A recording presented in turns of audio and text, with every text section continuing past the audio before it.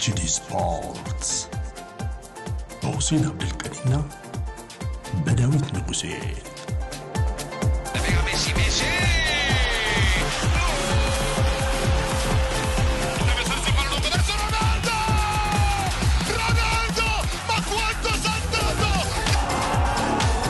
Champions again! HD Sports ተናስልን በያላችሁበት አድማጭ ተመልካቾች እንዴት ናችሁ ብለናል። ኤችዲ ስፖርት መጥቷል።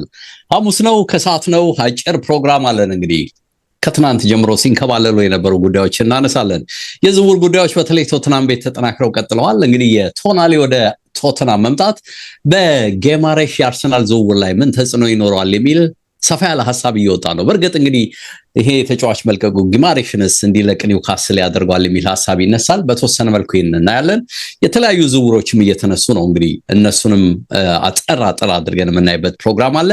ዓለም ዋንጫው ታምራዊ ጉዳዮችን እያሳየን ነው። አፍሪካውያን ሁለት ቲሞች እንግዲህ ትናንት ተወግደዋል። የኮንጎ የተወገዱበት ሁኔታ በስተመጨረሻ እንግዲህ በሃሪኬን ብልጠትና ጀግንነት ሊባል ይችላል። የሴኔጋሎች ግን በስተመጨረሻ በጭማሪ ሰዓት የደረሰባቸው ሽንፈት እጅግ አሳዛኝ እንደሆነ በርካቶች ተከታትለናል። ምን ተፈጠረ? በእርግጥ እንግዲህ ቤልጂየምም እንግሊዝም አልፏል ወደ ቀጣይ ምዕራፍ። በትናንትና እንቅስቃሴያቸው በእርግጥ ምን ድረስ ሊጓዙ ይችላሉ የሚለውንም አጠር አድርገን እንዳስሳለን በቆይታችን። በአካል አለ ከኔ ጋር ሲያትል ላይ የተደረገ ጨዋታ ነበር። እንደው ማጀቡ ትልቅ ነበር። ምናልባት እንግዲህ ጨዋታው ሜዳ ባይኖርም በከተማው ምን ነበር የሚለውንም አጠር አድርጎ ሐሳብ ሊሰጥ እንደሚችል ገምታለሁ። አለው አካል በሳቅ ጀመርክ እንዴ ነው ገብቶ ነው መንገዶቹ ጸጥ ብለው ነበር ብለኛል። አትሊስት የትራፊክ ፕሮቶኮል እንደነበረው ስትነግረኝ ነበርና ያ አጀብ ይኖረዋል ጥርጥር የለውም። እና እናንሳሲ ያው በስራ አጋጣሚ ይሄኛውን ጨዋታ ዴቭ ከብዙ ሰዎች ጋር ያገናኘኛል ስራዬና ይሄ ቤልጂየምን ባንዲራ ፊታቸው ላይ አድርገው ምናምን አንዳንድ ጉዳይ ያላቸው ነው የሚሰራበት ቢሮ እንደዛ ሁሉ እየተመለከትኩ ነበርና ደግሞ አጀቡ ትልቅ መሆኑን የምታውቀው ዴቭ ትልልቅ የመንግስት መስሪያ ቤቶች የዚህ የከተማው ማለት ነው ኳስ ሲኖር ከጨዋታው አንድ ሰዓት በፊት ሰራተኞቹ ከስራ ነፃ እንዲሆኑ ያደርጋል። ይበትናል ወደ ቤት ተብሎ በእንደዛ አይነት መልኩ እንግዲህ እንኳን ጁላይ 4 መጥቶ አሁን አይደለም እንደ ጁላይ 4ም ከፊታችን ነው የአሜሪካ በነገራችን ላይ 250ኛ ዓመቷን ነው የምታከብረውና አጀቡ በጣም እኔ እዚህ ያለውበት ዲሲ ከፍ ብሏል በነገርህ ላይና እንኳን ይሄ ተፈጥሮ አይደለም አሁን እንኳን ዘንቦብሽ ነው አለም የሆነ ነገር ሳያገኙ ሰበብ እየተፈለገ ነው እንዴ እኔ ራሱ ሊጋባብኝ እኮ ነው።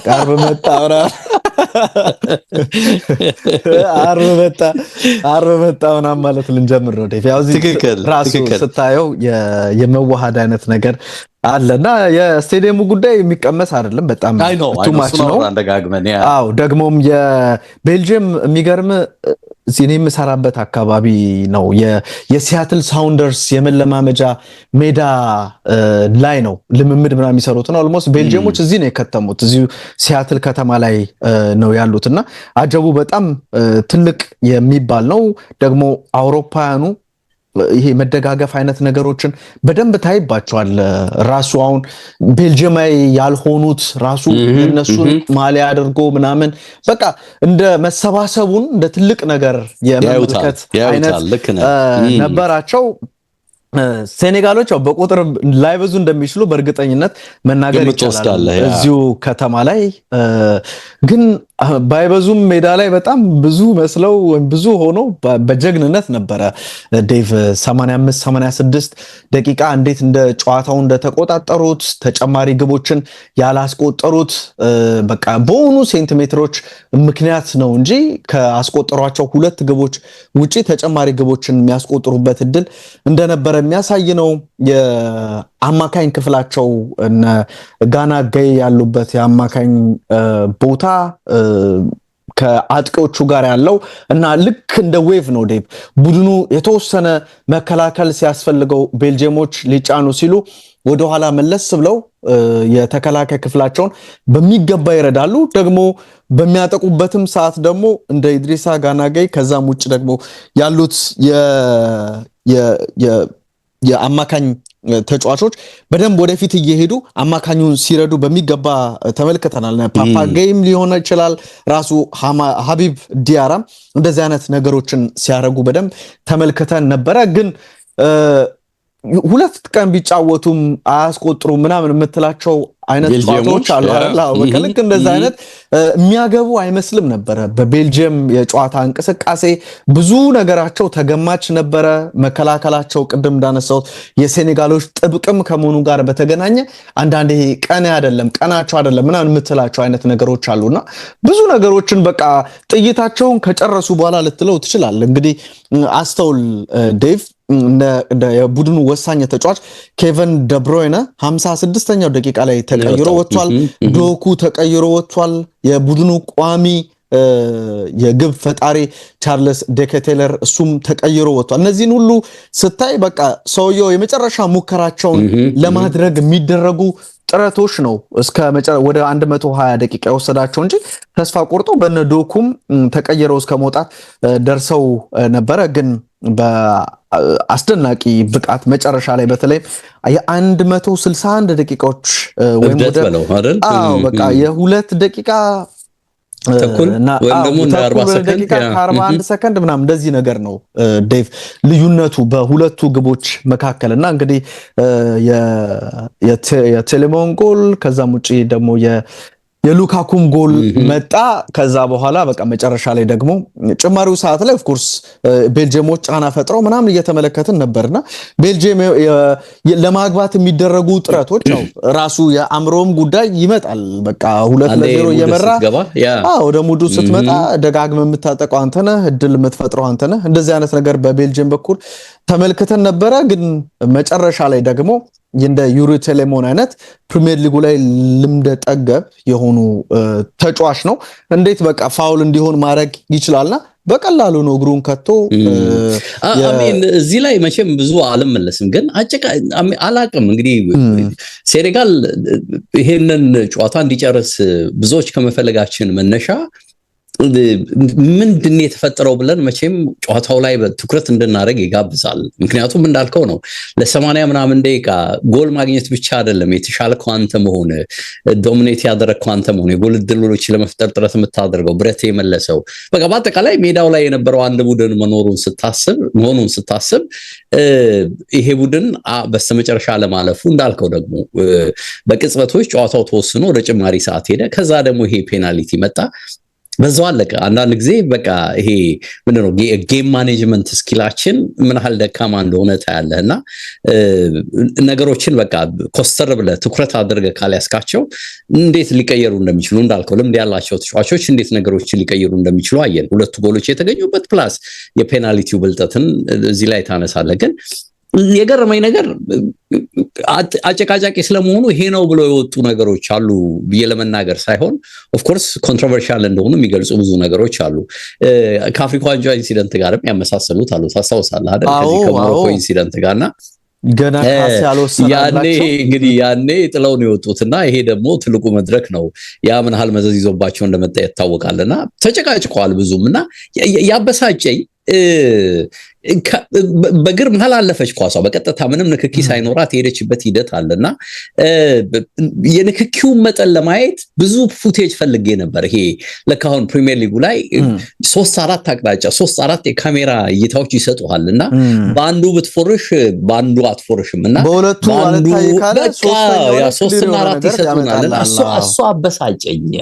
አልሰጡንም። ፊፋ በርቀት ያመጣውና ሊያቀርበው ይሞክራል እንጂ ደጋግሞ ሲያሳየን የነበረው ያየውበት የፎክስ ስፖርት ቻናል ያንኑ ፉቴጅ ነውና በኋላ አስጠግቶም ንክኪ ያለው ለማለት ብቻ በሁለቱ እግር መካከል ያለውን ነገር አቀራረበልን እንጂ በቃ አንዳንድ ጊዜ በስሎ ሞሽን በተለየ አንግል እና የምንችልበትን እድል አልሰጠንም። አበሳይቶኛል በነገርህ ላይና እንዳልከው ነው። አንዳንድ ጊዜ የሴኔጋልን ማለፍ አብዝተህ ከፈለክ በስሜት ትክክል የሆነውም ትክክል ላይ መስል ይችላልና እኔ ብቻ ይሁን አላቅም ይሄ ስሜት በጣም አበሳይቶኝ ነበር። እንግዲህ ጌሙ የተቀየረበት ቅጽበቶቹ ይሄንን የወሰኑበት ሁኔታ በራሱ ያበሳጫል ኦፍ ኮርስ እና ሴኔጋል በራሳቸው ድል ነው። በቃ ብዙ ከቡድኑ ጀርባ የሚነሱ ችግሮች እንዳሉ ታውቃለህና አንዳንድ ጊዜ ኢቭን የቲሙ ደስታ አገላለጽ ስታየው ራሱ ጎሎች ከተገኘ የኮቹ ደስታ አገላለጽ ኢቭን በተጫዋቾቹ ፊት ላይ የምታየው የሆነ ነገር እንዳለ በቃ ይሄ ብሔራዊ ግዴታን ለመወጣት ራሳቸው በቃ እንዴት ችክን እንዳሉ ታያለ። ግን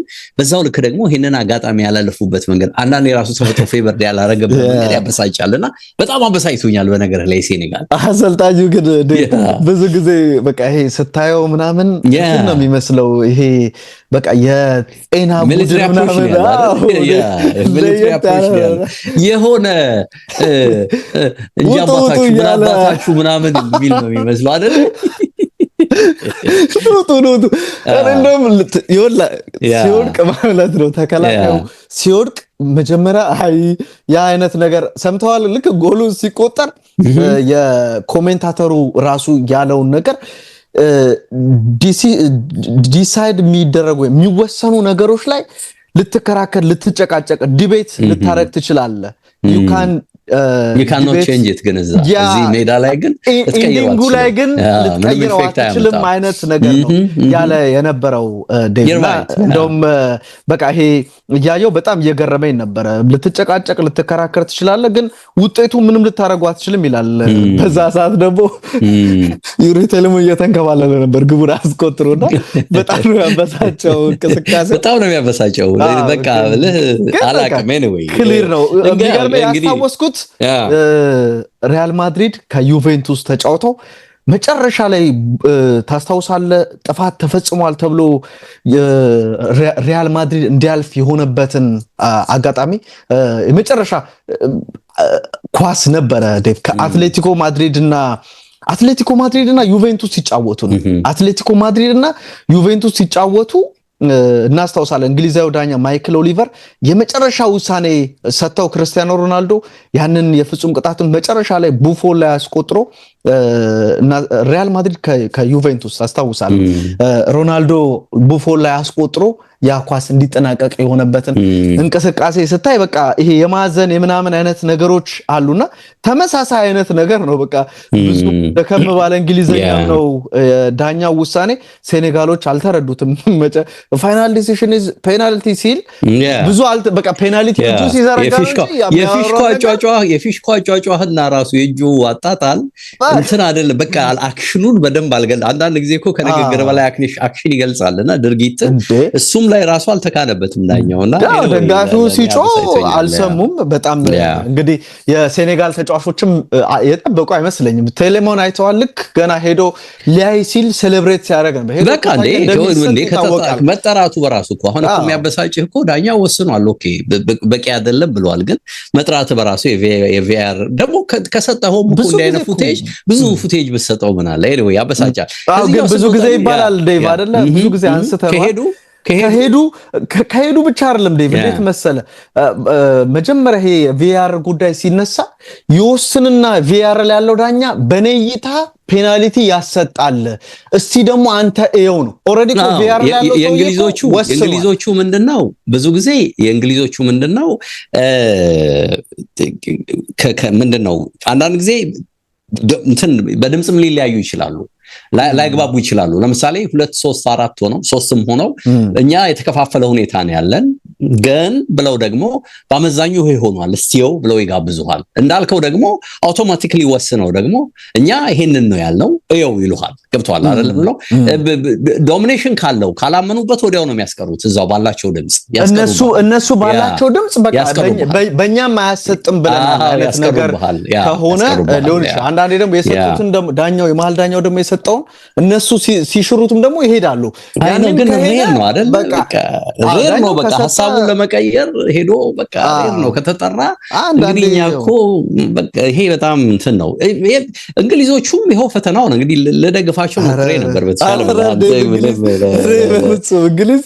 እንግሊዝ ሚዲያቸው ይሄ ሚዲያቸው እስካለ በጣም ከባድ ነው እነሱ መደገፍ ማለት ነው። አዎ ሚዲያው እኮ አሁን እኮ ምንም እኮ በጎም ነገር ላይ አሁን ቢጮህም ባይጮህም ባለው ላይ አፈር ሊያስቀጣቸው ይሞክርም ቢያሞግሳቸውም ሊሰራ የሚችል አይነት አልነበረም። የትናንታውን አይተህ ከሆነ በጣም ከባድ ነው። አሁን ኦፍ ኮርስ ዲአርሲ ማፈግፈጉ እንደ እንከን ልታየው ትችላለህ። ግን እንግሊዝ ምንም በቃ አልመጣለትም። ምንም እኮ ሪትም የለውም።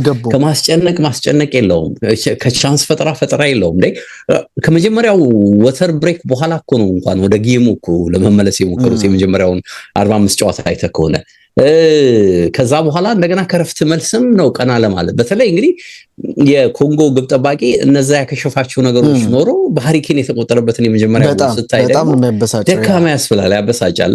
ኦፍ ኮርስ የተጫዋቹን ኳሊቲ አለማድነቅ አይቻልም። ሁለተኛው ጎል ላይ የነበረውን ኳሊቲ በደንብ ሁላችንም አስተውለናል። ግን ለእንግሊዞች ለቱኸልን እንደገና በቃ ራሱ ከመሰናበት ዳነን ያሉት እኮ ኦልሬዲ ከስንብት ዳነ የሚል አስተያየት እንዲሰጡ ነው ያደረገው። ቢወጣ በርግጥ ኦፍ ኮርስ እንግዲህ ምርጫዎቹ ራሽፎርድ በመስመር መጣ አልሆነም፣ ማዱዌኬን ቅድሚያ ሰጠው አልሆነም።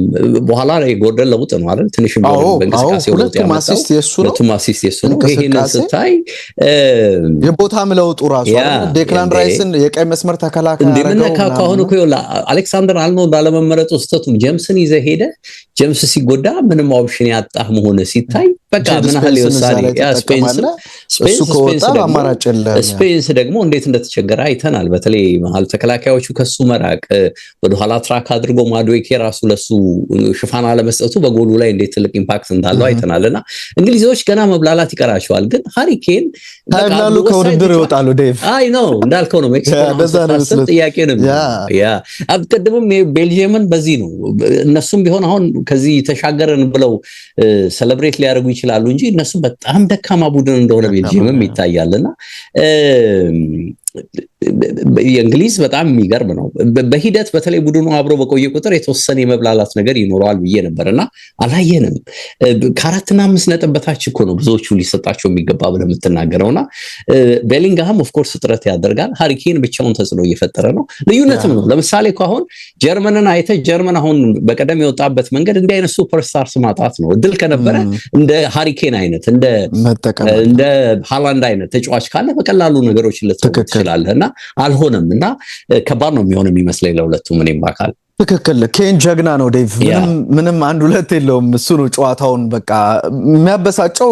የዲአርሲ ተጫዋቾች ቦክስ ውስጥ አስፈሪው ተጫዋች ኬን ነው። ሁለተኛውን ኳስ ለራሱ እድል ሲፈጥር በቃ ለራሱ እድል ክፍተቱን ለራሱ ሲያመቻች ኳሱን ሊመታው እንደሆነ ገና ኳሱን ሲያዘጋጀው በቃ ይሄ መታው አይነት ነገር ነው የሚገርምና መረቡ ሲገባ በቃ የምታስተውለው እንዴት ትራክ ያደረጉትም ነው። በቃ አስፈሪው ተጫዋች እዛ ቦታ ላይ ያለው የሚያስፈራው ተጫዋች ሃሪኬን ነው። ስለዚህ ያ ሁሉ ስፔስ ለኬን መተው ጊዜውም ቦታውም ያ ሁሉ ለኬን መለቀቁ ልክ አይደለም። ግን እሱስ ደግሞ ያንን ኳስ እንዴት ነው ኤክስኪዩት ያደርገው ስትል ዴቭ ይገርማል። በቃ ለግብ ጠባቂው እድል አልሰጠው ምናምን አስደናቂ ነው። የመጀመሪያውንም ኳስ እንዴት እንደተሰራና እንደ አክሰል ቷንዜ ፕሪሚየር ሊግ ላይ ልምድ ያለው በዩናይትድ ምናምን የተጫወተ ግን እንዴት ነው ትራክ የማያደርገው? ከኋላው ተነስቶ መጥቶ ኳሱን ጀርባው እንዴት አጣ?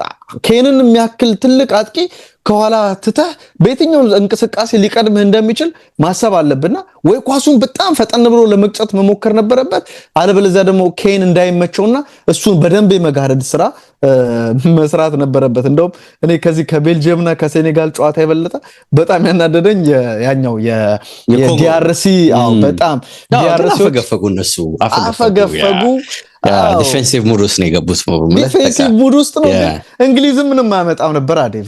የተለየ ግብድል ተጽዕኖ እንደዚህ ምናምን ነው። ሞመንተም በቃ የገባረለ ድል ይሰጡሃል። ሞመንተም ያዘ እንዲመጣ አትሊስት ሞር በቃ ያፈገፈክ በሄድክ ቁጥር አንድ ጎል ከመጣ ቀጥሎ ሊመጣ ልክ አሁን እኮ ቀደም እንዳልነው ነው እኮ ገባ መነሳሳቱ መጣና በሂደት ደግሞ ሱፐርስታርስ ካሉ እንዲህ አይነት ገዳይ አጥቂዎች በቃ that's a difference የሚመስል እንደው ሄደው ዋንጫ ምናምን የሚወስዱ ከሆነ እንግሊዞች ኬን 1-2 የለውም ዴቭ ባለንዶር የዘንድሮ አሸናፊ በዚህኛው ጨዋታ ብቻ ባለንዶር እንዲሰጠው የሚያደርግ አይነት የጀግንነት ነው።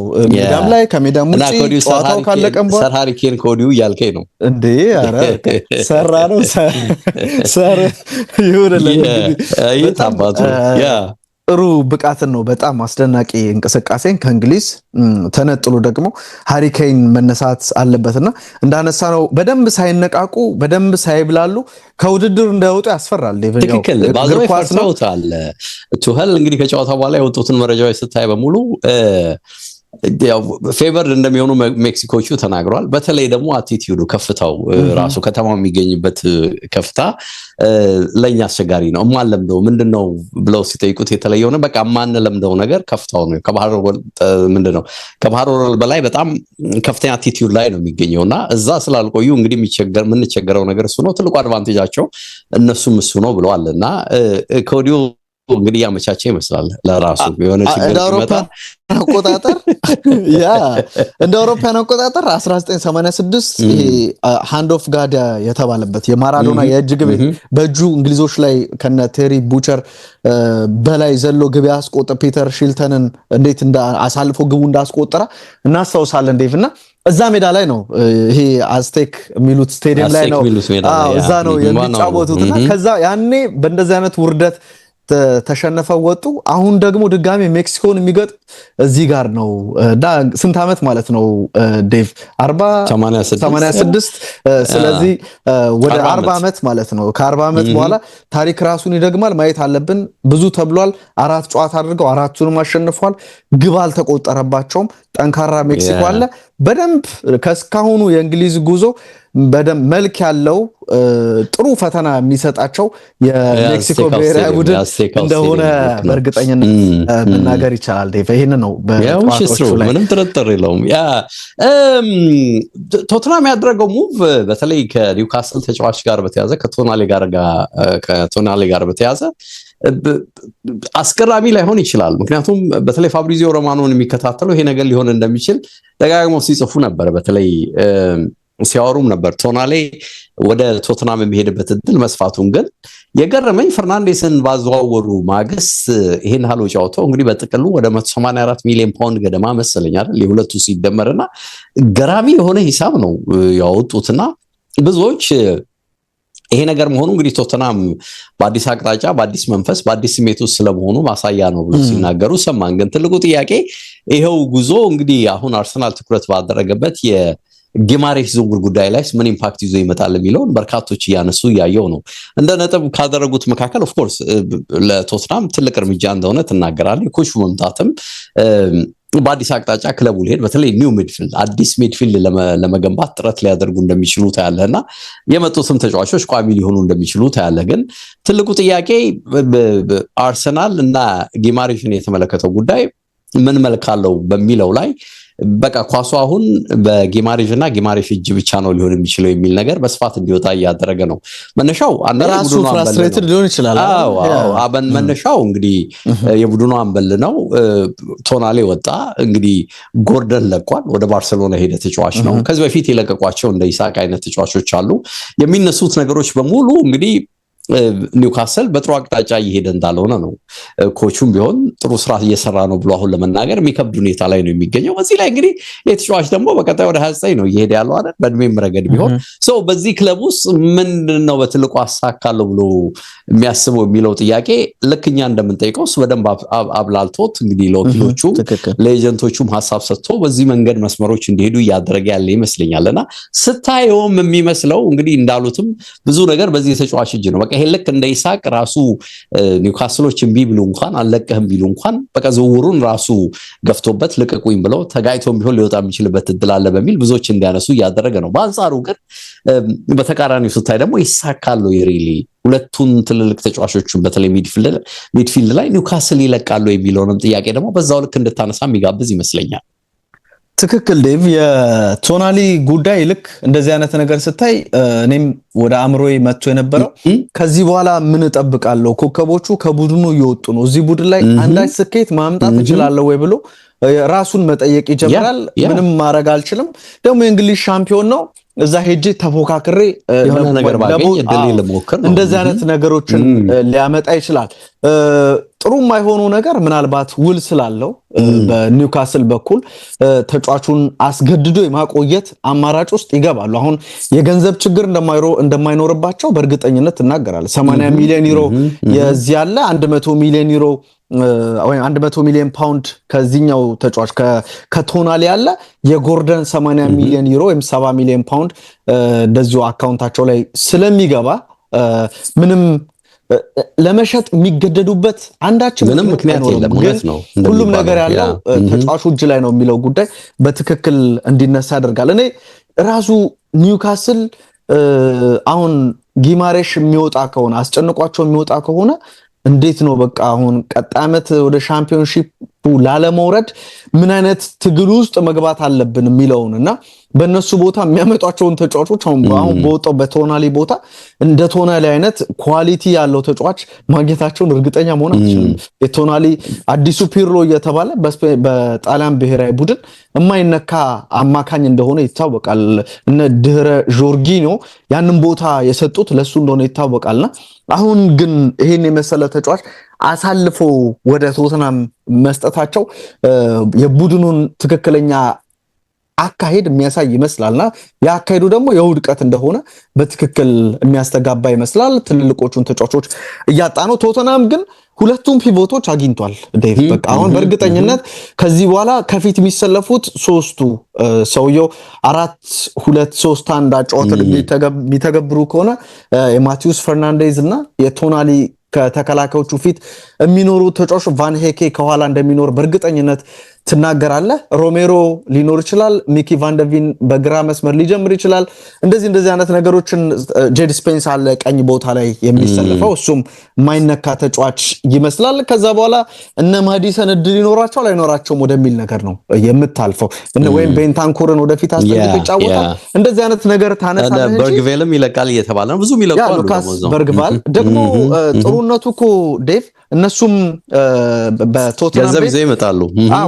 ወደ ብራይተን ቮስኮቪችን በ50 ሚሊዮን ለመልቀቅ ተስማምተዋል ተብሏልና ራሱ ቶተናም ወጪ ብቻ ሳይሆን ቅድም ያነሳው 180 ሳይሆን 50 ሚሊዮን ደግሞ የሚያገኙበትም እድል አለና ወጪና ገቢያቸውን በደንብ ባላንስ እያደረጉ እየሄዱበት እንዳለ የሚያሳይ ነው። ግን ቶተናም እንደ ከዚህ ቀደሙ ላይሆን እንደሚችል ቢያንስ እያስፈረማቸው ባላቸው ተጫዋቾች ፕሮፋይል ምክንያት ከፍ ያለ በደንብ አሁን ሜዳው ላይ ዝም ብሎ የሚሸነፍ አይነት ቡድን 10 11 12 ጨዋታ ሜዳው ላይ የሚሸነፍ አይነት ቡድንን ከቶተናም ከዚህ በኋላ በፍጹም ልንጠብቅ አንችልም ዴቭና በደንብ ወደ መፎካከሩ የሚያመጡትን ወሳኝ ተጫዋቾች ደግሞ ለቡድኑ እንቅስቃሴ ወሳኝ የሆነው የቡድኑን ባላንስ መጠበቅ የሚችለው ቦታ ላይ ሁለት አስፈላጊ ዝውውሮችን ደግሞ ቫን ሄኬም በዚህ ዓለም ዋንጫ ቡድኑ ቢወጣም እንዴት ጠንካራ እንደሆነ በፕሪሚየር ሊጉም ሲጫወት አይተናል። ደግሞ በዓለም ዋንጫው ማስተውለናል። ምርጥ የሚባሉ ዝውውሮችን ማርኮስ ሴኔሲንም መርሳት በነፃ ዝውውር ይመጣል። እሱም አስደናቂ ነውና ቶተናም ቤት ብዙ አፕ ኤንድ ዳውኖች ይኖራሉ። ብዙ የተጫዋቾች መውጣት መግባት ይኖራል። ስለዚህ እሱን መጠበቅ ያለብን ይመስላል ከዚህ በኋላ እና አለን እንግዲህ ዝውውሮች ምግረ መንገድ እየተከናወኑ ነው። ጨዋታዎችም ትኩረት ሳቢ ሆነው ቀጥለዋል። ቅዳሜ እንመጣለን በአካል እንግዲህ በድጋሚ እንገናኛለን። ለዛሬው አጭር ቆይታ ነው የነበረን። አመስግነን አድማጭ ተመልካቾችን እንሰናበት። መልካም ጊዜ። ባባይ። ሰላም ወደ መልካም ጊዜ ላንተ።